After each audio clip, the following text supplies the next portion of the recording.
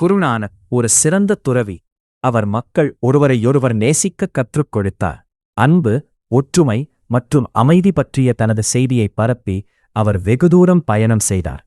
அத்தகைய ஒரு பயணத்தின் போது அவர் ஒரு கிராமத்திற்குச் சென்றார். ஒரு உள்ளூர் துறவி அவருக்கு விளிம்பு வரை நிரப்பப்பட்ட ஒரு கிண்ணத்தில் பால் கொடுத்தார். கிண்ணம் நிரம்பியிருப்பதால் அதில் இனி பால் ஊற்ற முடியாது. அதேபோல் இந்த நகரத்தில் இன்னும் ஒரு புனித மனிதருக்கு இடமில்லை. நல்ல வேலைகளை செய்யும் போதுமான புனிதர்களில் உள்ளனர். இனி எங்களுக்கு நீங்கள் தேவையில்லை என்று உள்ளூர் துறவி கூறினார். குருநானக் சிரித்தார்.